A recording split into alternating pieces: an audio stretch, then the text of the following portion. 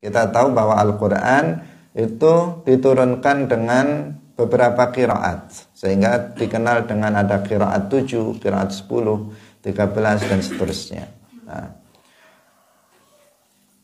ayat ini dibaca nasab dengan wa arjulakum menurut qiraat Syami, Nafi', Ali dan Hafaz. Termasuk yang kita anut di Indonesia ini, kita membacanya dengan wa arjulakum ilal ka'bain.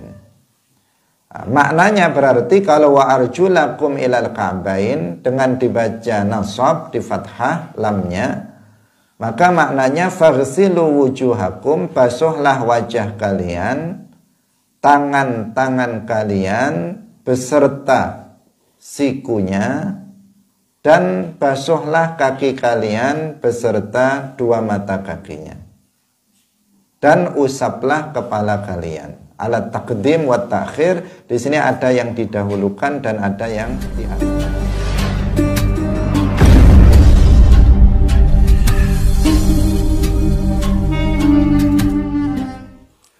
Assalamualaikum warahmatullahi wabarakatuh.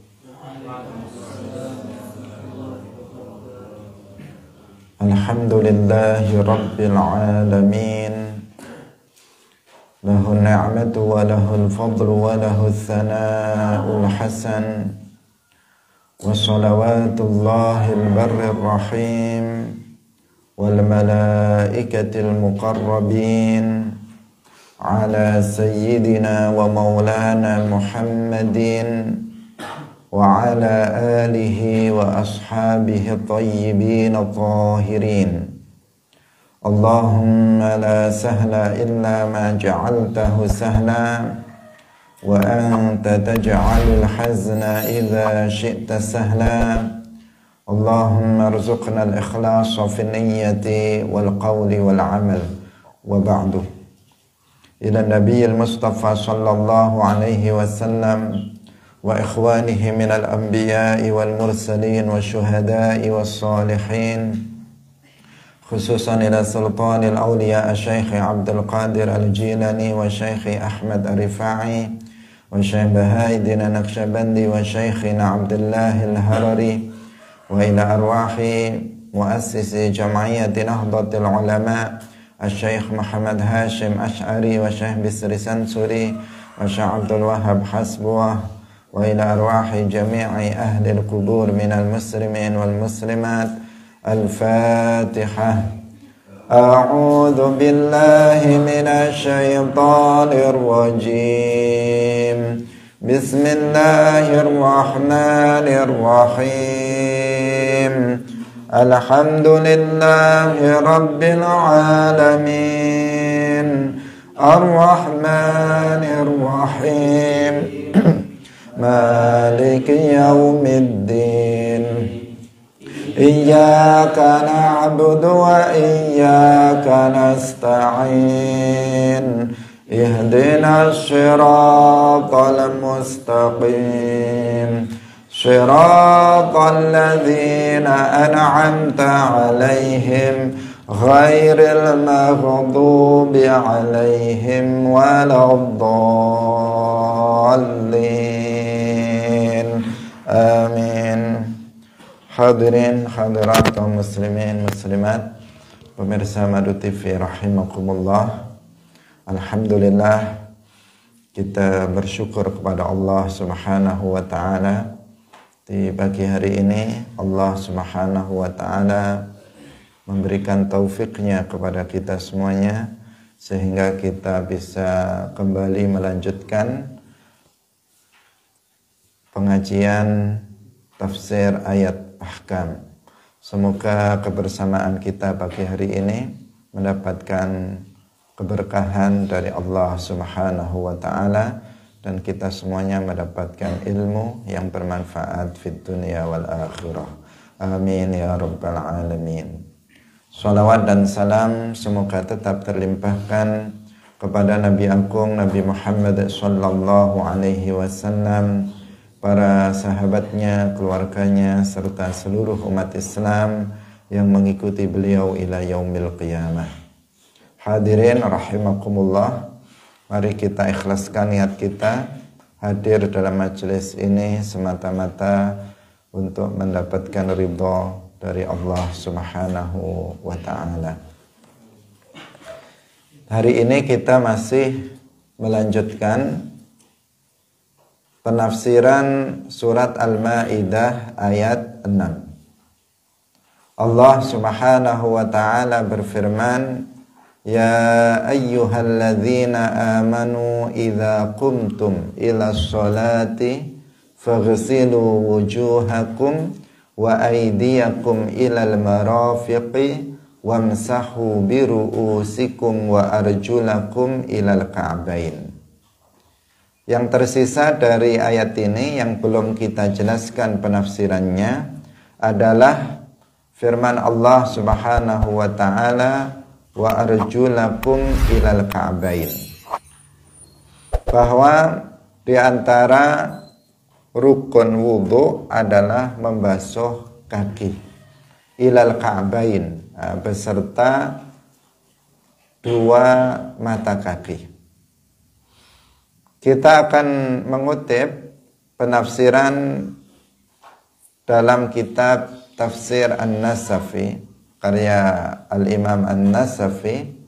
Beliau mengatakan wa arjulakum ilal ka'bain bin nasbi Syami wa Nafi' wa Ali wa Hafaz wal ma'na faghsilu wujuhakum wa aydiyakum ilal marafiqi wa arjulakum ilal ka'baini wamsahu biru'usikum ala taqdimi wa ta'khiri ghairuhum bil jarri bil atfi ala ar-ru'usi li'anna al-arjula min bainil a'dha'i thalathati al-maghsulati tughsalu bi sabbil ma'i 'alayha fakanat madhinnatan lil israfil manhiyyi anhu fa'utifat 'alal mamsuhi la litumsaha walakin liyunabbiha 'ala wujubil iqtisadi fi sabbil ma'i 'alaiha. Al-Imam An-Nasafi menjelaskan wa arjulakum ilal ka'bain itu dengan dibaca nasab. Wa arjulakum, nasab pada kata arjula, wa arjulakum. Ini mengikuti qiraah Syami, Nafi', Ali dan Hafaz. Kita tahu bahwa Al-Quran itu diturunkan dengan beberapa qiraat, sehingga dikenal dengan ada qiraat 7, qiraat 10, 13 dan seterusnya. Ayat ini dibaca nasab dengan wa arjulakum menurut qiraat Syami, Nafi', Ali dan Hafaz. Termasuk yang kita anut di Indonesia ini, kita membacanya dengan wa arjulakum ilal ka'bain. Maknanya berarti kalau wa arjulakum ilal ka'bain dengan dibaca nasab di fathah lamnya, maka maknanya faghsilu wujuhakum, basuhlah wajah kalian, tangan-tangan kalian beserta sikunya, dan basuhlah kaki kalian beserta dua mata kakinya, dan usaplah kepala kalian. Alat taqdim wa ta'khir, di sini ada yang didahulukan dan ada yang diakhirkan. Artinya kalau diurutkan itu wa arjulakum dulu, baru diurutkan lafadznya. Kalau sama-sama dia dibasuh, dari sisi lafadznya bahwa dia dinasobkan, faghsilu wujuhakum wa aydiyakum. Lihat, faghsilu wujuhakum jadi maf'ul bihi, wa aydiyakum ataf kepada wujuhakum sehingga dia dinasobkan, wa aydiyakum ma'al marafiqi. Kemudian wa arjulakum juga ataf kepada wujuhakum sehingga dibaca nasab, wa arjulakum ilal ka'bain. Kemudian baru wamsahu biru'usikum. Di sini wamsahu biru'usikum diajukan dari wa arjulakum ilal ka'bain. Yang harusnya di depan diakhirkan, yang harusnya di akhir didepankan karena ada faidah yang nanti di sini juga akan dijelaskan. Nah, kalau dia atofnya kepada biru'usikum, maka bacanya adalah dengan jar. Wamsahu biru'usikum wa arjulikum. Kalau atofnya kepada yang terdekat yaitu biru'usikum. Nah, tetapi karena di sini ada takdim dan takhir yang mestinya di depan diakhirkan lafadznya, sehingga wa arjulakum itu atofnya bukan kepada biru'usikum tetapi kepada wujuhakum wa arjulakum wa aidiyakum wa arjulakum. Hadirin yang dirahmati oleh Allah Subhanahu wa taala. Jadi ini yang pertama dengan dibaca nasab wa arjulakum ilal ka'bain. Selain Syami, Nafi', Ali, Hafs, dalam qiraat selain mereka itu dibaca jar, wa arjulikum ilal ka'bain. Jadi dibaca kasroh pada lamnya wa arjulikum. Itu qiraah lain selain qiraah Syami, Nafi', Ali dan Hafs. Kalau wa arjulikum dibaca kasrah itu bil atfi ala ru'us, berarti diatafkan kepada biru'usikum karena biru'usikum majrur dengan haraf jar ba, sehingga yang ataf kepadanya juga majrur. Karena tabi' lil majrur yang mengikuti kepada isim yang dibaca jar, maka dia juga harus dibaca jar. Sehingga menjadi wa arjulikum. Li'annal arjula, di sini ada alasannya juga kenapa dibaca wa arjulikum. Atau memang bacaannya wa arjulikum kemudian dipahami dari situ pemahaman, sebuah pemahaman. Li'annal arjula min bainil a'dha'i thalatha al-maghsulah. Karena kaki itu adalah di antara anggota badan yang wajib dibasuh dalam wudhu. Ada 3, yaitu wajah, kemudian tangan, kemudian kaki. Ini dibasuh dalam wudhu. 3 anggota badan yang dibasuh dalam wudhu. Nah, membasuh itu kalau kaki itu berbeda dengan membasuh wajah dan tangan. Kalau membasuh wajah kita begini, kita ambil kemudian begini.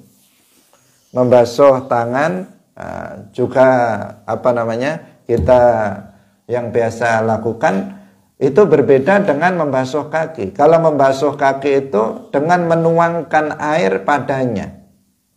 Airnya dari atas ke bawah. Kalau membasuh wajah dan tangan kan tidak.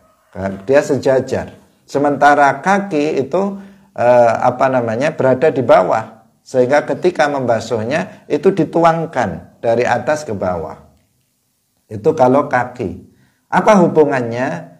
Kalau seperti itu, fakanat mazinnatan lil israf al-manhiyyi anhu. Ketika membasuh kaki itu dituangkan airnya, maka di sini akan ada sangkaan terjadi israf dalam penggunaan air. Karena air itu ketika dituangkan begini kemungkinan nanti akan terjadi israf itu berlebihan dalam penggunaan air dalam berwudu. Padahal israf dalam penggunaan air di dalam berwudu ini sesuatu yang dilarang. Sesuatu dilarang, apalagi kalau kita wudu di masjid atau di musalla, maka harus lebih berhati-hati, tidak boleh kita israf dalam penggunaan air, baik dalam wudu maupun dalam mandi. Bahkan disebutkan dalam hadis bahwa Rasulullah Shallallahu Alaihi Wasallam kalau berwudu beliau hanya menggunakan air 1 mud saja, 1 Satu mud itu cuman segini, yaitu segenggaman kedua telapak tangan yang sedang. Itu untuk berwudu. Kalau untuk mandi beliau menggunakan 1 sok, yaitu 4 kali ini. Artinya sangat sedikit air yang beliau gunakan dalam bersuci untuk berwudu maupun untuk mandi. Dan israf, berlebihan dalam penggunaan air dalam berwudu itu bisa sampai pada hukum haram, sehingga kita harus harus kita menghindari israf dalam wudu ataupun mandi. Seirit mungkin, sehemat mungkin kita di dalam menggunakan air di saat berwudu ataupun mandi. Nah, untuk kaki, membasuh kaki itu berbeda dengan membasuh muka yang kemungkinan israfnya kecil. Membasuh tangan kemungkinan israfnya kecil, kecuali bagi mereka yang memang suka israf. Sementara kaki kemungkinan terjadi israf, penggunaan air berlebihan itu akan mungkin lebih sering terjadi. Karena itulah maka di sini diatofkan kepada mengusap, diatofkan kepada biru'usikum. Fa'utifat alal mamsuh, diatofkan kepada yang diusap yaitu kepala, bukan agar kaki itu diusap, tetapi agar seseorang itu berhati-hati dan memiliki perhatian tentang wajibnya kita berlaku hemat dalam menuangkan air ke kaki. Mengusap kemarin bagaimana? Mengusap itu tidak disyaratkan air mengalir, ya kan? Asalkan tangan kita basahi dengan tangan, kemudian dengan air, kemudian kita usapkan, ini sudah mencukupi. Berbeda dengan membasuh, ghasl. Kalau membasuh maka airnya harus mengalir, baik mengalir sendiri ataupun dialirkan. Nah, wamsahu biru'usikum wa arjulikum ilal ka'bain. Diatofkan biru'usikum itu tidak dalam rangka berarti kaki itu juga diusap sebagaimana kepala itu diusap, karena atofnya kepada ru'usikum yang diusap. Nah, tidak dalam rangka itu, tetapi dalam rangka agar kita memiliki perhatian. Awas, ketika membasuh kaki itu jangan berlebihan dalam menggunakan air, sebagaimana banyak orang yang melakukan itu. Hati-hati. Di sini diatofkan kepada mengusap, seakan-akan dia mengusap itu kan nggak ada air mengalir, seakan-akan kita harus betul-betul berhemat di dalam membasuh kaki sebagaimana ketika seseorang mengusap kepalanya. Sehingga di sini diatofkan kepada biru'usikum. Nah, ini pernyataan yang penjelasan yang disampaikan oleh Al-Imam An-Nasafi. Bisa difahami ya. Jadi yang pertama wa arjulakum dibaca nasab, yang kedua wa arjulikum dibaca jar. Nah, ini dua-duanya ada qiraah yang mengatakan wa arjulakum, ada yang wa arjulikum, sama-sama benar, tidak dikatakan wa arjulikum salah, enggak. Karena memang ada qiraah yang membaca seperti itu, wa arjulikum. Tapi tidak berarti bahwa kaki itu diusap ketika berwudu. Hanya menunjukkan bahwa kaki itu dibasuh, tetapi dalam membasuhnya harus berhati-hati, jangan sampai israf. Karena biasanya orang membasuh kaki itu dia melakukan israf dalam penggunaan air. Langsung namanya dia di bawah, air itu mengalir dari atas ke bawah, langsung digelontor saja air sebanyak-banyaknya. Itu yang sering terjadi. Karena itu ini adalah sebagai bentuk perhatian dan peringatan. Hadirin yang dirahmati oleh Allah Subhanahu wa ta'ala. Wa qila ilal ka'bain faji'a bil ghayati imatatan li dhanni dhannin yahsabuha mamsuhatan li'anna al-masha lam tudrab lahu ghayah fi syariah. Kalau masalah ilal ka'bain berarti ma'al ka'bain itu sudah kita jelaskan dalam penjelasan wa aydiyakum ma'al marafiqi. Penjelasannya sama, bahwa ila memiliki makna ma'a dengan rincian penjelasan yang sudah kita jelaskan. Silakan jika lupa untuk dirujuk kembali. Nah, sekarang yang kita bahas ilal ka'bain di sini, ada ghayah ilal ka'bain itu adalah untuk menghilangkan sangkaan orang yang berprasangka bahwa kaki itu diusap. Karena kalau diusap itu tidak ada ghayah, tidak akan ada batasan dalam syariah. Jadi adanya pembatasan ilal ka'bain itu untuk menunjukkan bahwa kaki itu dibasuh, bukan diusap. Karena seandainya diusap maka nggak akan ada kata ilal ka'bain. Maka akan dikatakan wamsahu biru'usikum wa arjulikum. Udah. Adanya kata ilal ka'bain menunjukkan bahwa itu dibasuh, bukan diusap. Karena jika diusap maka nggak akan ada pembatasan ilal ka'bain. Nah, begitu ketentuannya dalam syariat, karena dia diusap, hanya diusap saja, sehingga tidak diperlukan ada pembatasan. Nah, ini juga penjelasan dari tafsir An-Nasafi. Beliau kemudian mengatakan wa qala fi jami'il ulum innaha majruratun lil jiwar. Ini menurut sebagian ulama. Nah, dijarkan wa arjulikum itu karena memang ya dia berdekatan dengan yang lebih dekat dengan wa arjulikum adalah biru'usikum. Kemudian waqad sahha anna nabiyya alaihi salam ra'a qauman yamsahuna ala arjulihim faqala wailun lil a'qabi minan nar. Ini disebutkan dalam hadis yang sahih yang diriwayatkan oleh Imam Muslim, bahwa suatu ketika Rasulullah Shallallahu Alaihi Wasallam itu melihat ada kaum yang mereka ketika berwudu itu mengusap kaki mereka.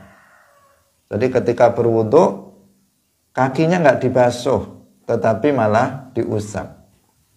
Kemudian Nabi mengatakan, beliau bersabda tentang orang-orang itu yang mengusap kakinya, harusnya dibasuh, mereka malah mengusap kakinya. Nabi mengatakan wailun lil aqabi minan nar. Celaka orang yang tidak mengusap tumitnya, orang yang tidak mengusap tumitnya dari ketika dia berwudu. Dikatakan Nabi wailun. Wailun artinya celaka, atau dalam yang lain azab yang berat, ya. Tumit itu lil aqab, tumit yang tidak dibasuh ketika berwudu. Artinya diazab dengan neraka orang yang ketika berwudu tumit-tumitnya itu tidak dibasuh. Nah, ini berkaitan dengan kaum yang dilihat Nabi ketika dia berwudu, telapak kakinya hanya diusap saja, tidak dibasuh.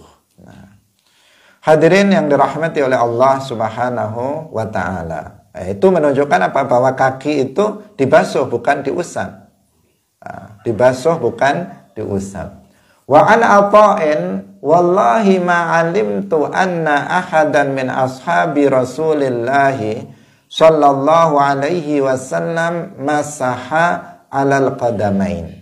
Ini persaksian dari Atha, seorang tabi'in. Beliau mengatakan, demi Allah, aku tidak pernah mengetahui ada seorang sahabat Rasulullah Shallallahu Alaihi Wasallam yang mengusap dua telapak kakinya ketika wudhu. Artinya nggak ada sahabat Nabi itu yang ketika berwudhu kaki itu diusap. Itu nggak ada. Nggak pernah tahu beliau ada sahabat yang seperti itu.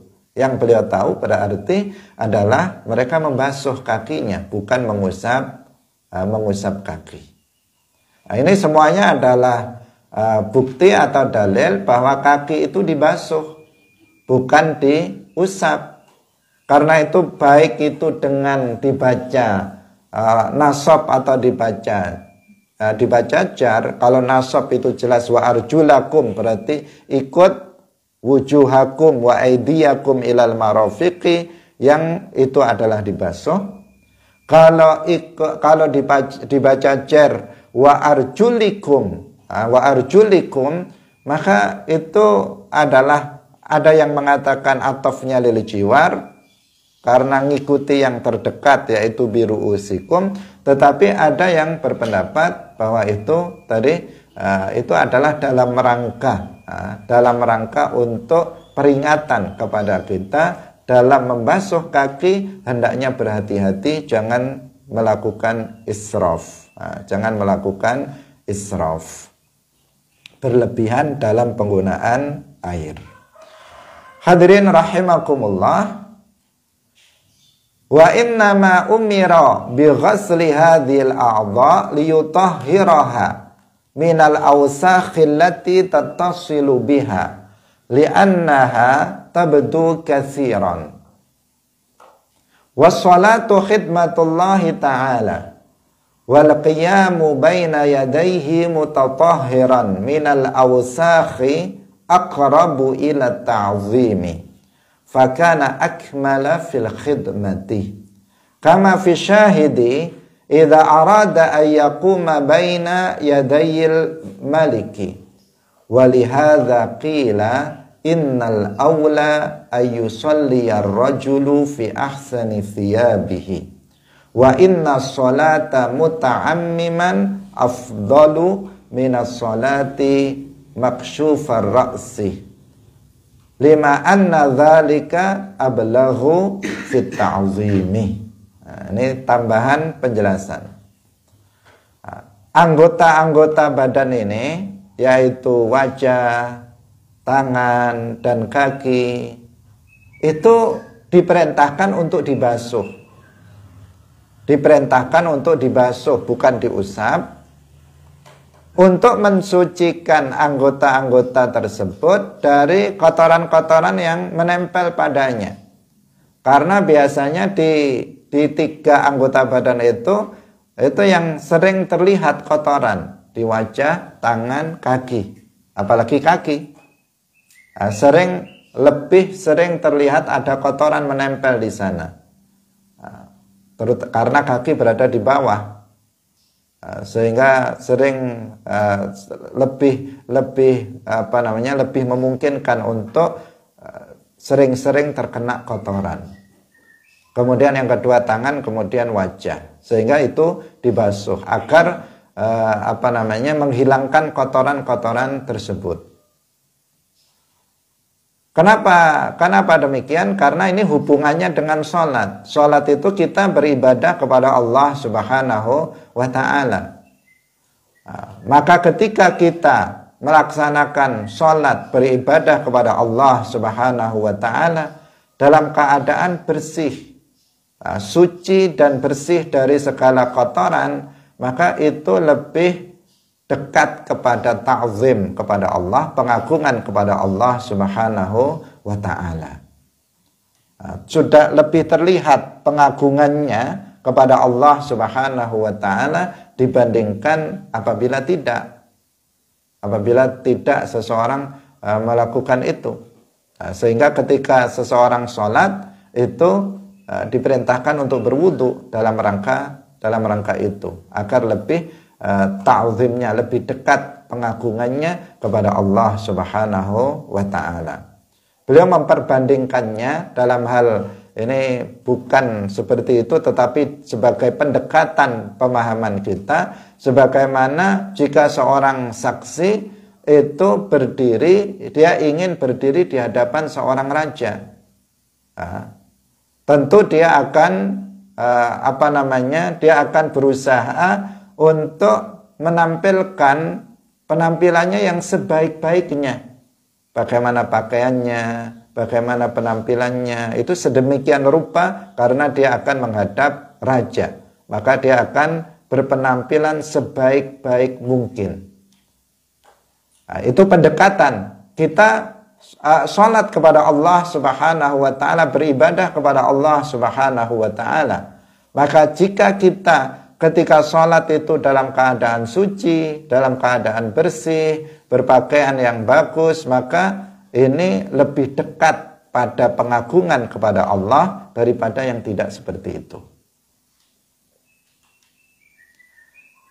Beliau mengatakan walihadza qila, karena itu dikatakan menurut sebagian pendapat, innal aula ayyusalliya rajul fi ahsani thiyabihi, bahwa yang lebih utama seseorang itu kalau sholat dia menggunakan pakaian terbaiknya. Khusus untuk sholat itu pakaian terbaiknya.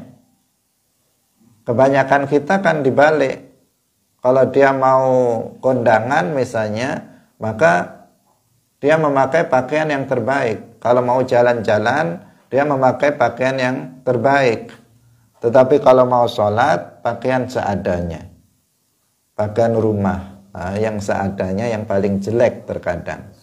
Semestinya tidak seperti itu. Tetapi ketika kita melaksanakan sholat, maka menggunakan pakaian terbaiknya, yang paling bagus, yang paling bersih, dan seterusnya.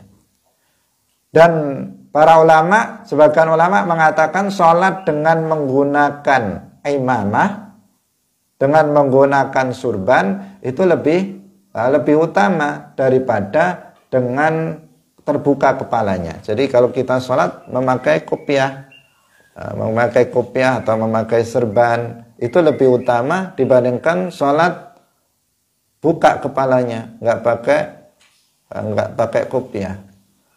Yang lebih utama adalah menggunakan kopiah, menggunakan surban. Itu lebih utama daripada terbuka kepalanya. Meskipun itu bukan rukun sholat atau syarat sah sholat, tetapi adab dalam sholat itu yang lebih utama kita menggunakan kopiah atau semacamnya. Karena dengan menggunakan tutup kepala, kopiah, surban atau semacamnya, maka itu lebih dekat dengan ta'zim, pengagungan kepada Allah Subhanahu wa ta'ala. Hadirin yang dirahmati oleh Allah Subhanahu wa ta'ala. Ini kaitannya dengan tadi itu, dengan membasuh 3 anggota badan ini adalah dalam rangka untuk menghilangkan kotoran-kotoran yang ada di tempat-tempat yang wajib dibasuh tersebut.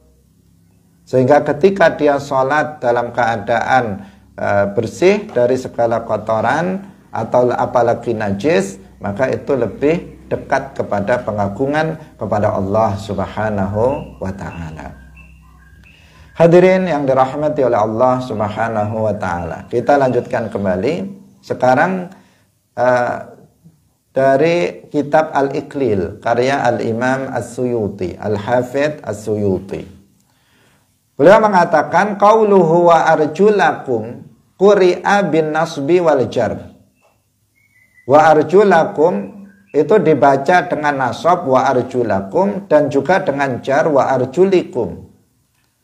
Fal aula lil ghasli fal ula lil ghasli wasaniyatu limaskhil khuffi lianna ta'addudal qiraati bimanzilati ta'addudil ayat.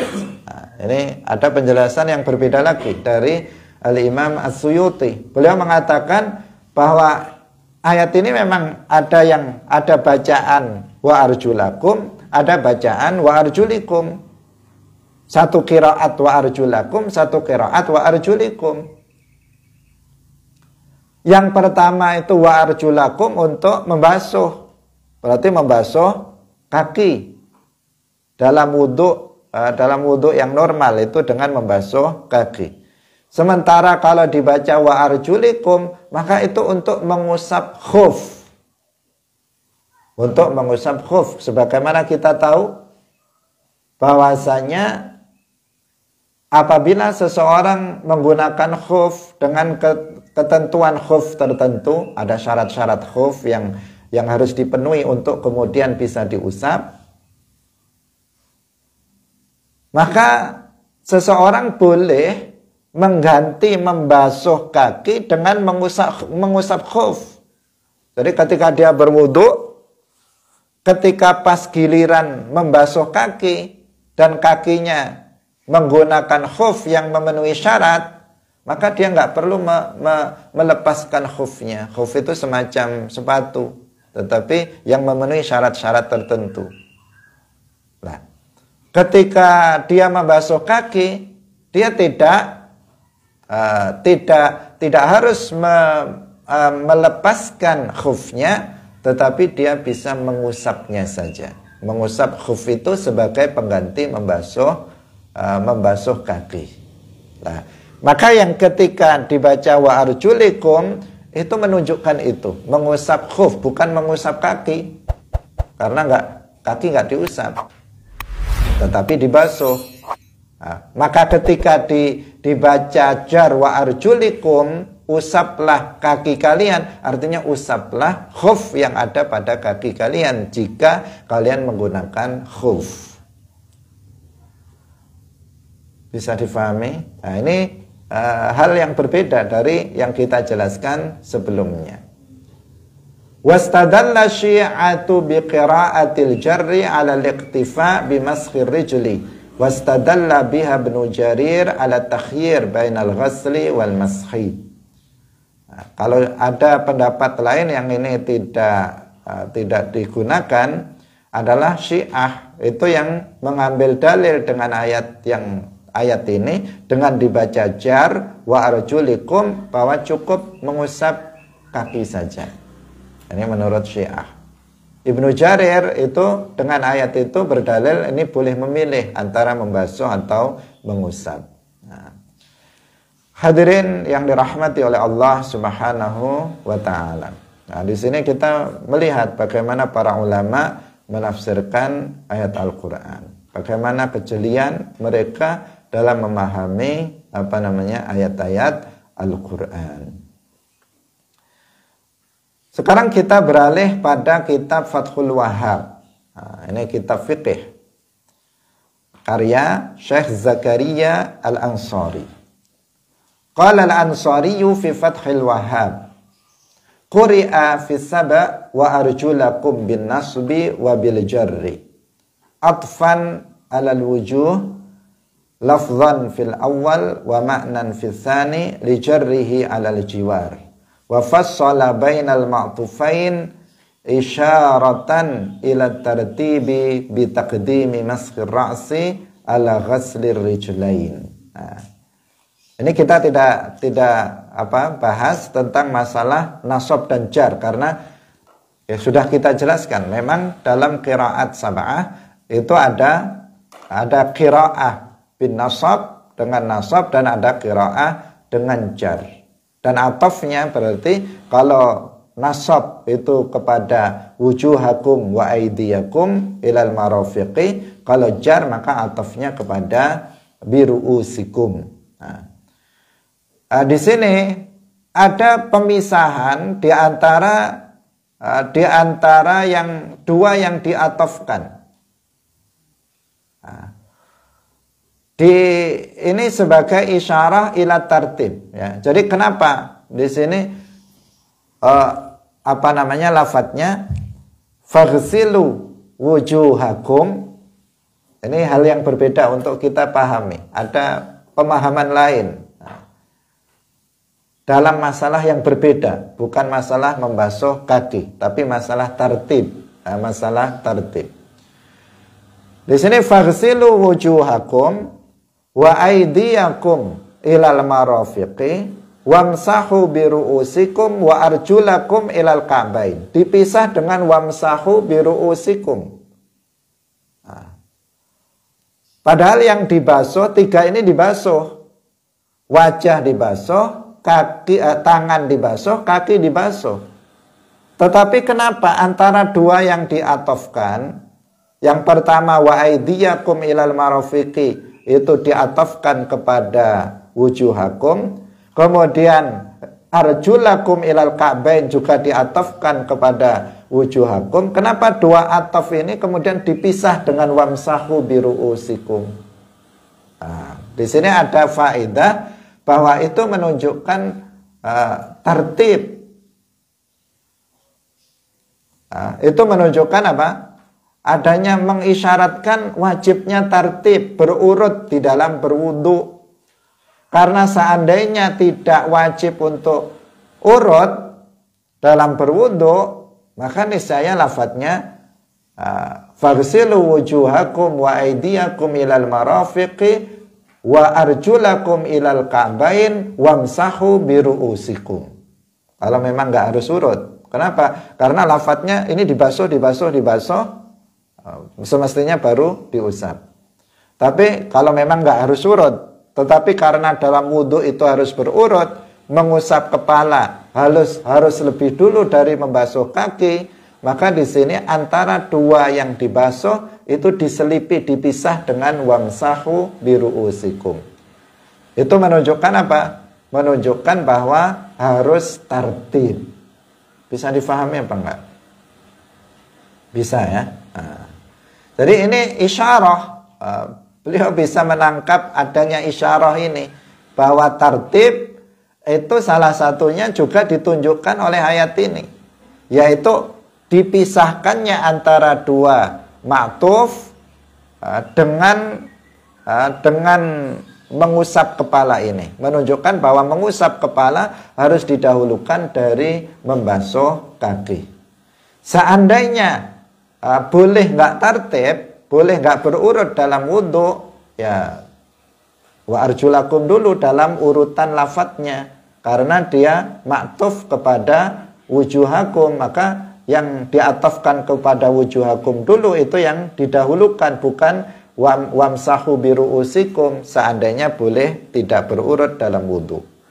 Tapi karena tertib itu adalah rukun wudhu juga, maka di sini antara 2 yang maghsul atau 2 maktuf yang sama-sama maghsul, sama-sama dibasuh, yang diatofkan wa arjulakum diatofkan kepada wujuhakum, wa aidiyakum diatofkan kepada wujuhakum, dipisah dengan wamsahu biru'usikum, menunjukkan atau memberikan isyarah tentang wajibnya tertib.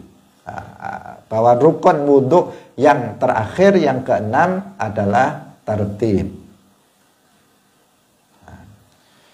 Qala Suyuti fil Iqlil. Sekarang kita menyebut perkataan Al-Imam As-Suyuti dalam kitab Al-Iqlil.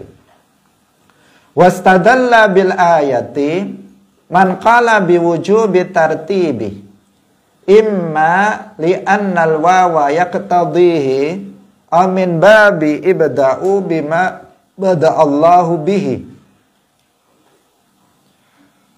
wa yu'ayyidu iradatahu amrani al-faslu bil mamsuh bainal maghsulain wa dzikrul a'dha'i la ala tartib at-tabi'i. Nah, tetap para ulama ini memang sangat cerdas ya, memang mereka alim luar biasa. Selalu ada isyarat yang ditangkap dari sebuah ayat atau sebuah hadis yang mereka pahami. Nah, berbeda dengan kita yang sama sekali tidak terbersit sebuah pemahaman yang seperti ini. Nah, bagaimana mereka mengatakan rukun wudhu ada 6 dan rukun yang terakhir itu tartib, secara eksplisit tidak disebutkan kata tartib dalam ayat itu. Demikian juga niat dalam wudhu juga nggak ada disebutkan secara eksplisit, secara tertulis dalam ayat itu.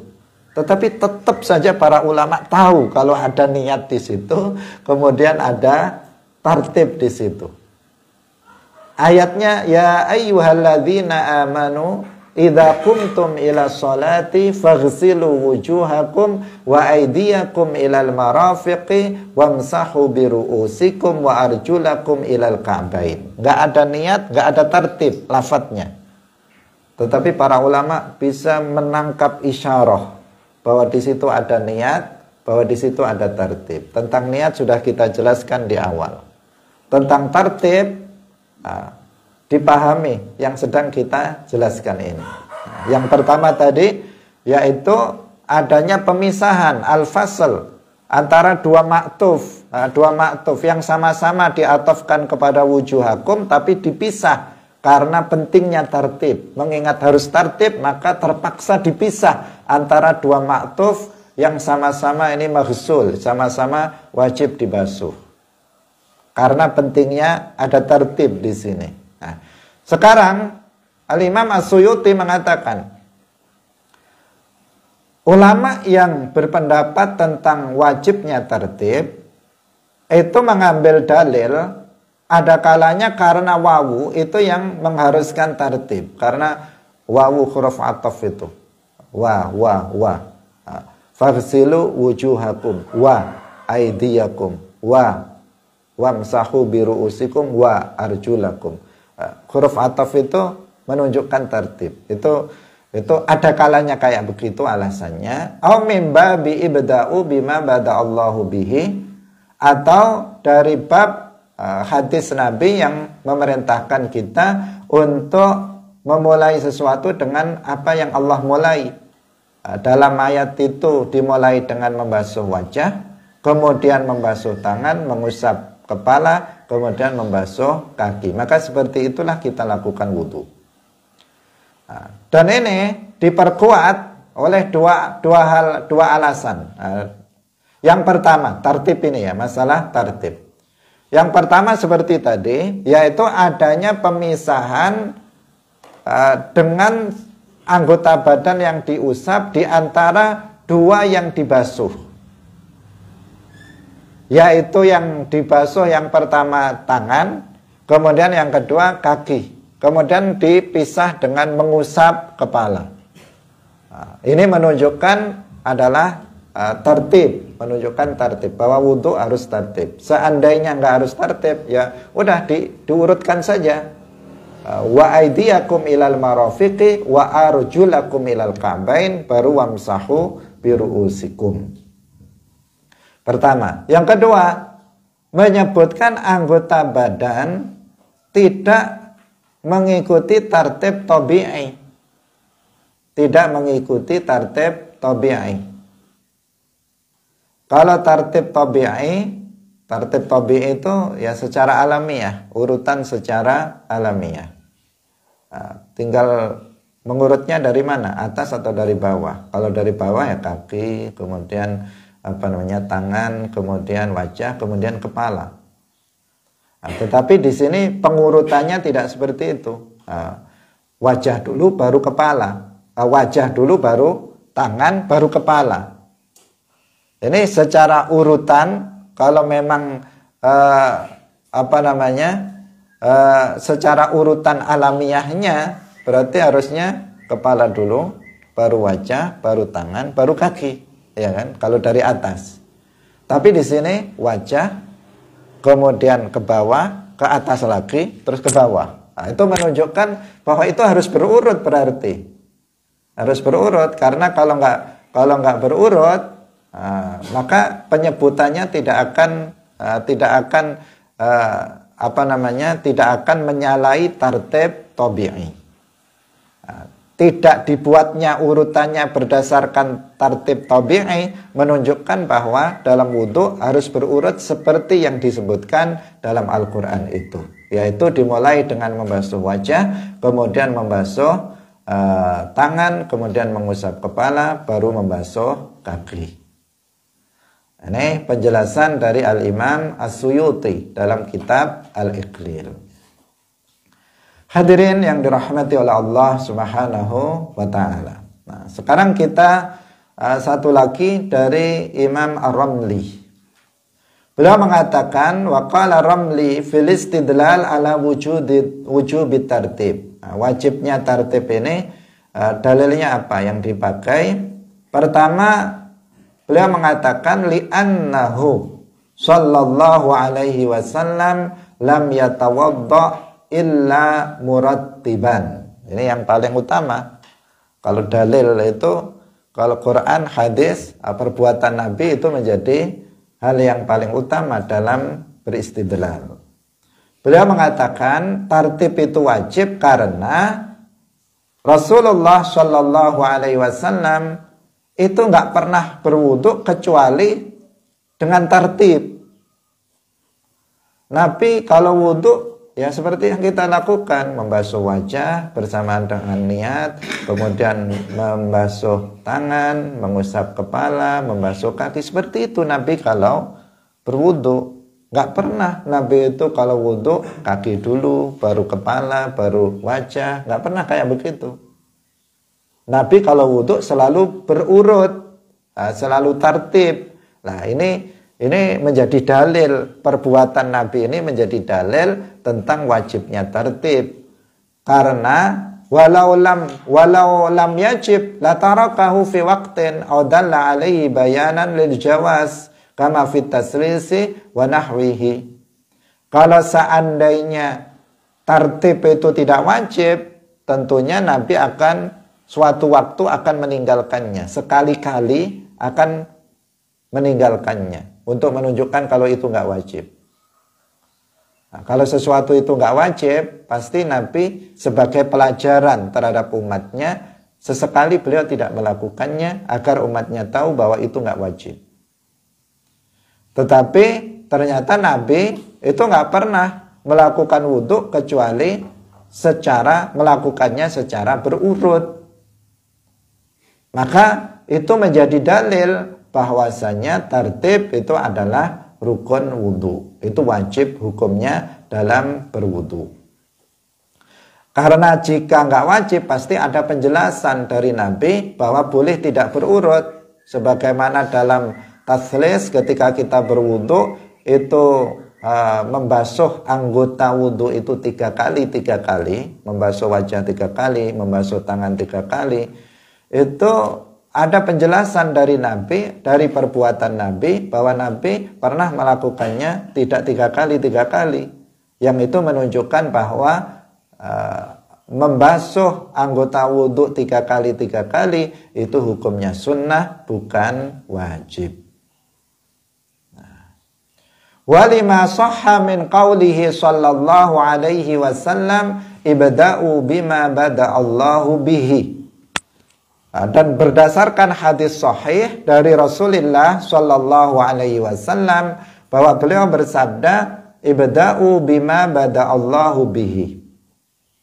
Mulailah dengan apa yang Allah mulai dengannya. Artinya dalam Al-Qur'an faghsilu wujuhakum dulu, baru wa aydiyakum yang kedua, baru wamsahu biru'usikum yang ketiga, baru wa arjulakum ilal ka'bain. Lakukan seperti urutan yang telah Allah sebutkan di dalam Al-Quran. Meskipun hadis ini berkaitan sebenarnya pada dasarnya berkaitan dengan masalah haji, tetapi asyamilil wudu ini juga mencakup wudu. Hadis ibda'u bima bada Allah itu konteksnya itu adalah haji, bukan wudu.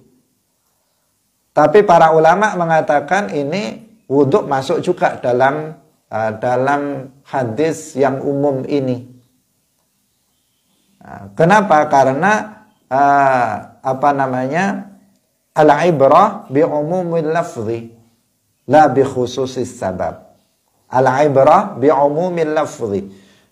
Itu kaidahnya. Al-ibrah bi umumil lafzi la bi khususis sabab.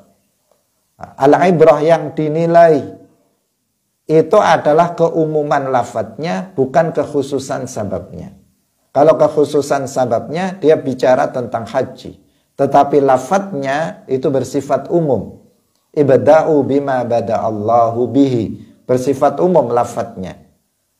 berkaitan dengan wudhu dan juga berkaitan dengan haji, dan juga bisa masuk yang lainnya, termasuk bisa masuk di dalamnya adalah wudhu. Nah, itu alasannya al-ibrah bi umumil lafzi.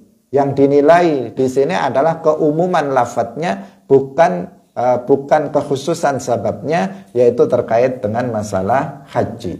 Nah, ini sehingga ini masuk di situ bahwa wudhu itu juga harus tertib mengikuti hadis Nabi, ibda'u bima bada'allahu bihi.